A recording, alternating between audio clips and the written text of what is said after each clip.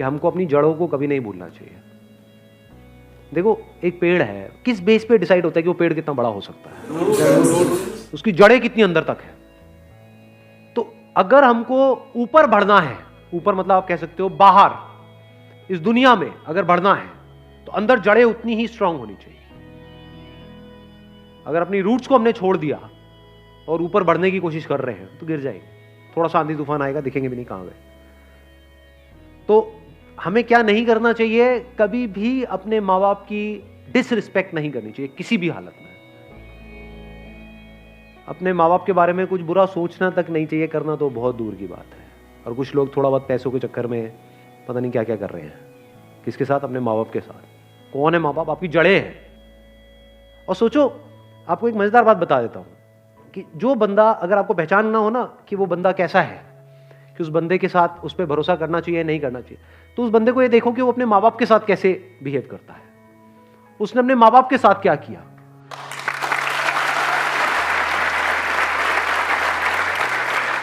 क्योंकि जो बंदा अपने माँ बाप का सगा नहीं हुआ, अपने भाई बहन का सगा नहीं हुआ, वो किसका सगा होगा?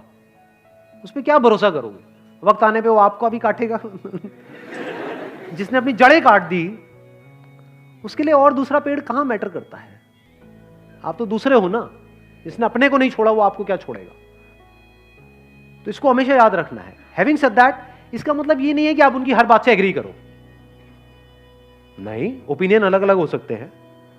डिसीजंस के बेस पे लड़ाई हो सकती है कि मेरा डिसीजन ये है, आपका डिसीजन ये है, मैं ये चाहता हूं, आप ये चाहते हो। उसमें लड़ाई हो सकती है और वहां पे करनी भी चाहिए। ये नहीं कि जो वो कह रहे हैं हर बात पे हम एग्री कर जाए। ऐसा नहीं होना चाहिए। फिर तो आपकी अपनी आइडेंटिटी ही क्या रही? कुछ भी नहीं है। वो बोलते रहेंगे, आप करते रहोगे।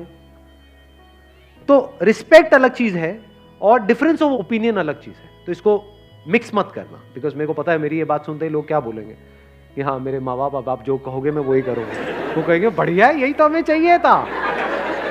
ऐसे ही तो चाहिए हमें कि बेटा चल, अब तुझे ये करना है, तुझे ये करना है, तुझे ये करना है, इतने बजे उठना है, इतने बजे सोना है, इतने बजे यहाँ जाना है, वहां जाना है, ये होगा वो होगा, ये सारा कुछ। तुमसे लड़ लो। जहां पे अपनापन होता है वहीं पे लड़ाई होती है।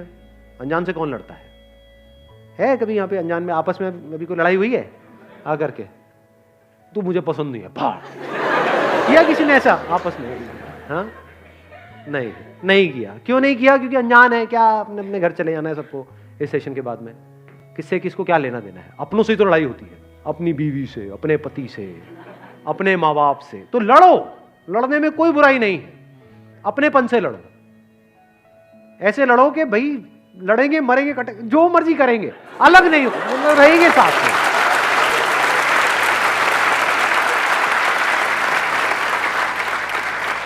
इसको इस तरह से भी कह सकते हो, आपस में लड़ेंगे, बाहर का कोई आएगा तो फिर हम एक हो जाएंगे, फिर नहीं छोड़ेंगे। या एक्चुअल में अगर कोई मुश्किल आएगी तो हम सब एक हैं। हाँ, आपस में हमारा चलता रहता है थोड़ा बहुत, उसमें कोई बुराई नहीं है। तो जड़ों को याद रखने का मतलब, जड़ों को ना भूलने का मतलब कि कुछ ऐसे लोग हैं आपकी लाइफ में जो आपको अंदर तक पता है कि ये मेरे अपने हैं। कैसे पता है?